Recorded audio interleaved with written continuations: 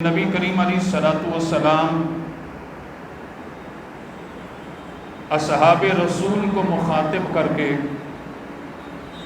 پل صراط کا ذکر خیر فرما رہے ہیں، اور نبی کریم علیہ الصلوۃ والسلام نے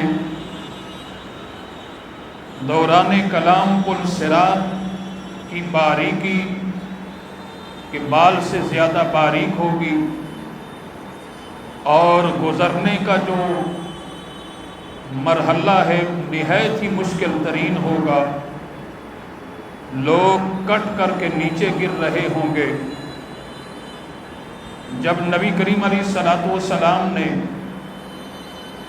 پل صراط کے اس منظر کو بیان کیا، صحابہ کرام اس کلام کو سن کر کے غمگین ہو جاتے ہیں، افسردہ ہو جاتے ہیں، یہاں تک کہ صحابہ کرام اتنے غمگین ہوئے کہ صحابہ کرام کی آنکھوں سے آنسو جاری ہوئے، اور صحابہ کرام کے آنسو دیکھ کر کے نبی کریم علیہ الصلوۃ والسلام کی آنکھوں سے بھی آنسو جاری ہو گئے۔ اللہ کریم نے اپنے حکم سے 4 فرشتوں کو سرکار دو عالم علیہ الصلوۃ والسلام کی خدمت میں بھیجا۔ وہ 4 فرشتے کون کون سے ہیں؟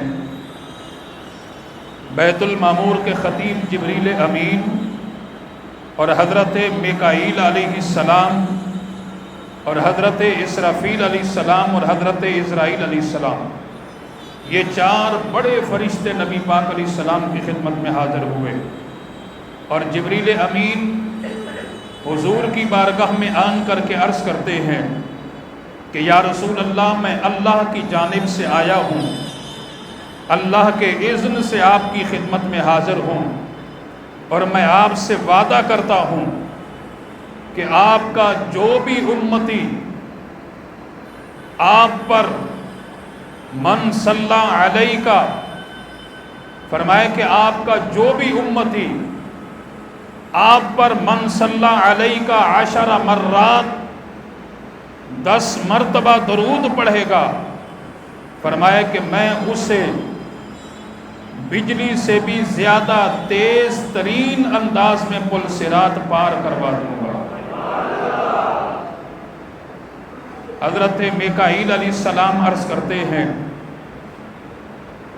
یا رسول اللہ، آپ کا جو خوش بخت امتی آپ پر 10 مرتبہ درود پڑھے گا، میں اپنے ہاتھوں سے آپ کے حوض کوثر سے ایسا پانی کا پیالہ پلاؤں گا، اسے کبھی پیاس نہیں لگے گی۔ حضرت اسرافیل علیہ الصلوۃ والسلام عرض کرتے ہیں یا رسول اللہ، آپ کا جو امتی آپ پر 10 مرتبہ درود پڑھے گا، میں سر سجدے میں رکھ دوں گا، اس وقت تک میں اپنا سر سجدے سے نہیں اٹھاؤں گا جب تک آپ کے امتی کی بخشش اور مغفرت نہ کر دی جائے۔ حضرت اسرائیل علیہ الصلوۃ والسلام عرض کرتے ہیں یا رسول اللہ، یہ پل صراط کا معاملہ تو بعد کا ہے، سب سے پہلا نمبر تو میرا ہے، کیونکہ روح قبض تو میں نے کرنی ہے، ڈپٹی تو میری ہے روح قبض کرنے کی۔ یا رسول اللہ، آپ کا جو امتی آپ پر 10 مرتبہ درود پڑھے گا، میں اس کی روح اس طرح قبض کروں گا جس طرح میں انبیاء کرام کی ارواح قبض کرتا ہوں۔ محترم حضرات، یہ آقا کریم علیہ الصلوۃ والسلام کی بارگاہ میں درود پڑھنے کی فضیلت ہے۔ حضرت محمد بن سلیمان رحمۃ اللہ علیہ بہت بڑے بزرگ گزرے ہیں، آپ نے ایک کتاب لکھی دلائل الخیرات، یہ عموماً بزرگ حضرات اس کا ورد بھی کرتے ہیں۔ یہ اول سے لے کر آخر تک پوری کی پوری کتاب دلائل الخیرات درود شریف پر مبنی ہے۔ کسی نے سوال کیا، اے محمد بن سلیمان، اول سے لے کر آخر تک پوری کتاب آپ نے درود شریف پر لکھی ہے. آخر یہ کتاب لکھنے کا ایسا کون سا سلسلہ آپ کو پیش آیا؟ کوئی وجہ بیان کیجئے. حضرت محمد بن سلیمان فرماتے ہیں کہ میری زندگی میں میرے ساتھ ایک واقعہ پیش آیا تھا، اور اس وقت میں نے یہ قسم اٹھائی تھی کہ میں ایک ایسی کتاب تحریر کروں جو نبی پاک علیہ الصلوۃ والسلام کے درود سے شروع ہو اور آقا کریم علیہ الصلوۃ والسلام کے درود پر ختم ہو جائے. تو اس لیے میں نے دلائل الخیرات لکھی ہے. واقعہ وہ بیان کرتے ہیں کہ میں ایک جگہ پر موجود تھا، ظہر یا عصر کی نماز کا وقت تھا، مجھے نماز پڑھنی تھی، وضو بھی کرنا تھا. تو پانی کی تلاش میں پانی تلاش کر رہا تھا. تلاش کرتے کرتے میں ایک کنویں پر پہنچا. اب جب کنویں پر پہنچا تو میں نے دیکھا کہ اس کنویں کے اندر پانی تو ہے پر وہ بہت زیادہ گہرا ہے، اور میں نے دیکھا کہ اس کنویں پر نہ رسی ہے نہ ڈول ہے پانی نکالنے کے لیے. اب میں پریشان ہو کر کے ادھر ادھر دیکھ رہا تھا. اس کنویں کے قریب ہی ایک کچا مکان تھا، اور میں نے دیکھا کہ اس کی چھت پر 7-8 سال کی بچی بیٹھ کر کے کھیل رہی ہے. میں نے اس بچی کو دیکھا، بچی نے مجھے دیکھا، اور مجھے دیکھ کر کے اس بچی نے سوال کیا، من انت، آپ کون ہیں؟ میں نے جواب دیا کہ انا محمد بن سلیمان، میں محمد بن سلیمان ہوں. اپنا تعارف کرایا. بچی نے کہا کہ چچا جان کیوں پریشان ہو رہے ہیں؟ حضرت محمد بن سلیمان کہتے ہیں کہ میں نے بچی سے کہا، بیٹا میں نے نماز پڑھنی ہے، وضو نہیں ہے، وضو کرنا ہے، تو پانی نکالنے کے لیے اس کنویں کے قریب آیا ہوں، نہ رسی ہے نہ ڈول ہے، اس لیے میں پریشان یہاں کھڑا ہوں. تو بچی نے کہا کہ چچا جان آپ نکال لیجئے پانی. تو حضرت محمد بن سلیمان کہنے لگے کہ بیٹا شاید میری بات آپ کی سمجھ میں نہیں آئی. میں عرض کر رہا ہوں کہ نہ رسی ہے نہ ڈول ہے، پانی کیسے نکالوں؟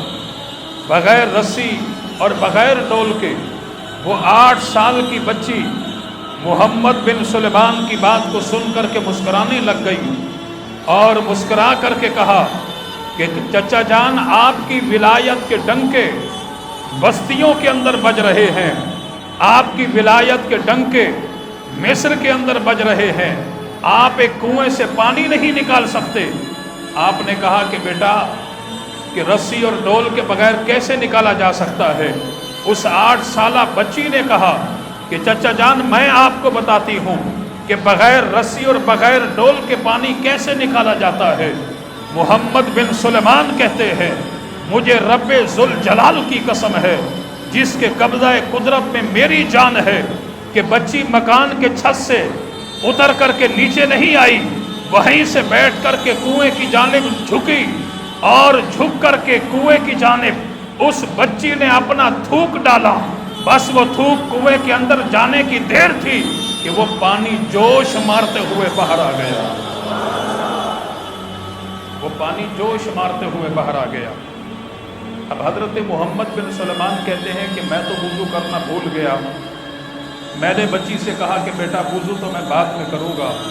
انی اقسمک باللہ، میں آپ کو اللہ کی قسم دیتا ہوں، مجھے بتائیں کہ اتنا بڑا درجہ، اتنا بڑا مقام 8 سال کی عمر میں کیسے آپ نے پا لیا؟ بچی نے کہا کہ چچا جان آپ کو نہیں پتا کہ یہ اتنے بڑے رتبے کیسے ملتے ہیں؟ کون سا ایسا عمل ہے کہ اس حسین عمل کی وجہ سے رتبہ ملتا ہے؟ آپ نے فرمایا کہ بیٹا میں آج آپ کی زبان سے سننا چاہتا ہوں. اس بیٹی نے کہا، اس 8 سالہ بچی نے کہا کہ چچا جان سنیے، میں روزانہ کثرت کے ساتھ نبی آخر الزمان صلی اللہ علیہ وسلم کی بارگاہ میں درود پڑھتی ہوں. تو حضرت محمد بن سلیمان کہتے ہیں اس وقت میں نے یہ قسم اٹھائی تھی ایک کتاب ایسی تحریر کروں گا جو کہ درود سے شروع ہوگی اور درود پر ختم ہو جائے گی.